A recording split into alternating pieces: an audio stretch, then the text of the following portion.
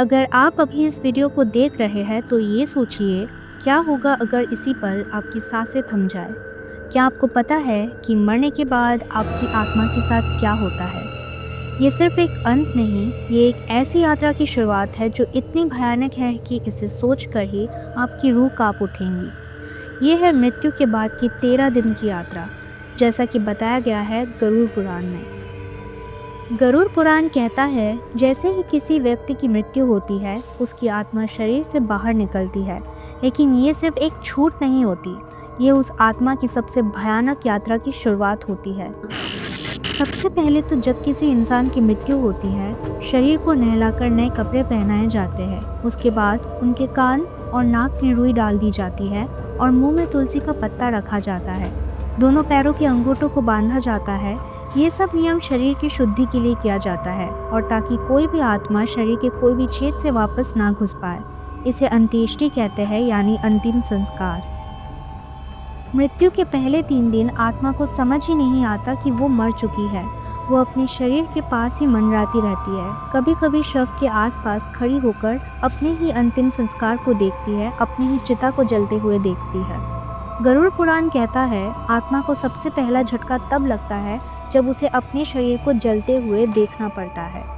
ये मेरा शरीर है, मैं जिंदा हूँ। आत्मा बार बार चीखती है, लेकिन कोई नहीं सुन पाता। चौथे से छठे दिन के बीच यमदूत आते हैं।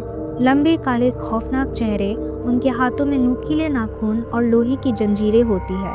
वो आत्मा को जबरन शरीर से खींचते हैं और ले जाते हैं एक भयानक यात्रा पर, जिसे कहा जाता है प्रेत यात्रा। इस दौरान आत्मा को नरक जैसी जगहों से गुजरना पड़ता है। ज्वालामुखी जैसे रास्ते, कांटों से भरे खेत, तेज धार वाली नदियाँ जिसमें तैरते हैं मरे हुए इंसानों की आत्माएं, अधचली आत्माओं की चीखें, ये सब कुछ।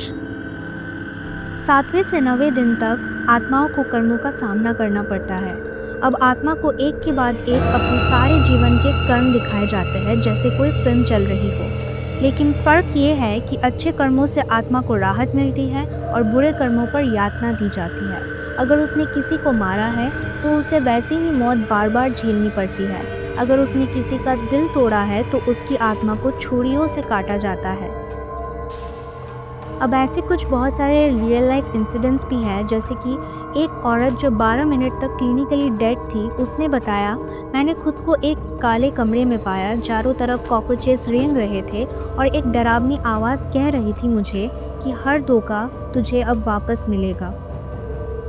10वें दिन पर प्रीतलोक का द्वार खुलता है। ये सबसे महत्वपूर्ण दिन होता है। आत्मा को तय करना होता है कि वो प्रीतलोक में जाए या प्रेत योनि में फंसे रहे। इसलिए इस दिन विशेष श्राद्ध और पिंडदान किया जाता है ताकि आत्मा को राहत मिले। लेकिन अगर परिवार ने कुछ भी गलत किया हो, विधि पूरी ना की हो, तो आत्मा दरवाजे से वापस फेंक दी जाती है। अगर मृत इंसान के परिवार द्वारा कोई भी नियम में चूक हुई हो तो वो आत्मा भटकती आत्मा बन जाती है।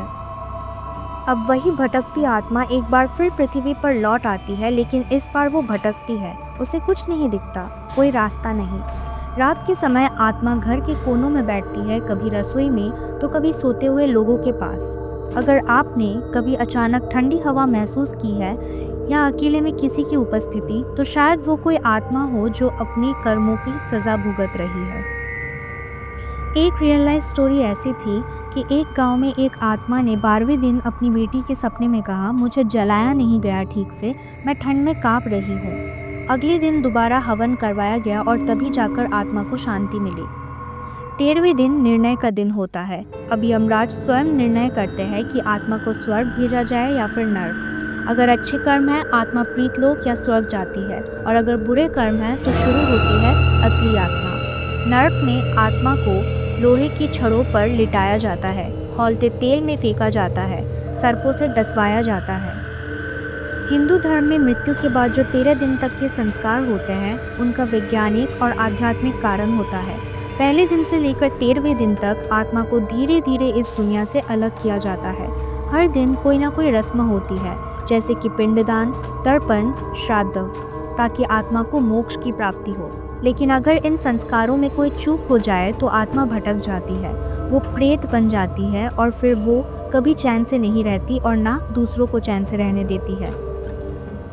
ये 13 दिन आत्मा के जीवन के सबसे भयानक दिन होते हैं और हम जीवित लोग अगर इन दिनों की पूजा कर्म और नियम ना निभाए तो वही आत्मा हमारी नींद भी हराम कर सकती है। गरुड़ पुराण में 28 नरकों का वर्णन है। तामिस्र, महातामिस्र, काकोल, सूत, रौरव। हर नरक किसी विशेष पाप के लिए है। जिन्होंने चोरी की उन्हें खौलते तेल में डाला जाता है, जिन्होंने झूठ बोला उन्हें जलती भस्म में घसीटा जाता है और जो दूसरों को दुख देते हैं उन्हें लोहे की नुकीली सुइयों से छेदा जाता है, बार बार, हर बार। कुछ और भी ऐसे रियल लाइफ केसेस देखे गए हैं, जैसे कि पहला, अमेरिका का नियर डेथ एक्सपीरियंस। 1985 में अमेरिका की एक महिला मैरी नील की बोटिंग के दौरान मौत हो गई थी। डॉक्टरों ने उसे मृत घोषित कर दिया था, लेकिन 30 मिनट बाद ही वो वापस आई। उसका कहना था कि उसने प्रकाश का दरवाज़ा, अद्भुत संगीत और एक गाइड को देखा जिसने कहा, अभी तुम्हारा समय नहीं हुआ है। लेकिन भारत में भी कई लोग ऐसे अनुभव कर चुके हैं, पर डर और अंधविश्वास के डर से वो बोल नहीं पाते। दूसरा केस यही देखा गया है, भारत की ही एक घटना है। बनारस के एक पुजारी ने बताया, एक बार श्राद्ध के दौरान जब पिंडदान किया गया तो एक कौवा आया और उसने पिंड नहीं खाया और उसी रात घर में अजीब अजीब घटनाएं होने लगी। खिड़कियां अपने आप खुलना, अजीब सी आवाज़ें आना, सपनों में मृत व्यक्ति का आना। पता चला कि पितृ नाराज थे क्योंकि श्राद्ध अधूरा रह गया था। अगले ही दिन दोबारा विधि पूर्वक जब कर्म कांड हुआ, सब ठीक हो गया, लेकिन वो रात कोई नहीं भूल पाया। गरुड़ पुराण सिर्फ एक पुराण नहीं, बल्कि ये एक चेतावनी है उस यात्रा की जो हर एक आत्मा को तय करनी है। तो सोचिए, जब आपकी बारी आएगी आप कौन सा रास्ता चुनेंगे, स्वर्ग की शांति या नरक की चीखें। अगर आपको ये वीडियो इन्फॉर्मेटिव लगी तो जुड़े रहिए ऐसे और भी कई सारे इंटरेस्टिंग इन्फॉर्मेशंस के लिए और चैनल को लाइक, शेयर और सब्सक्राइब करना ना भूलिएगा। धन्यवाद।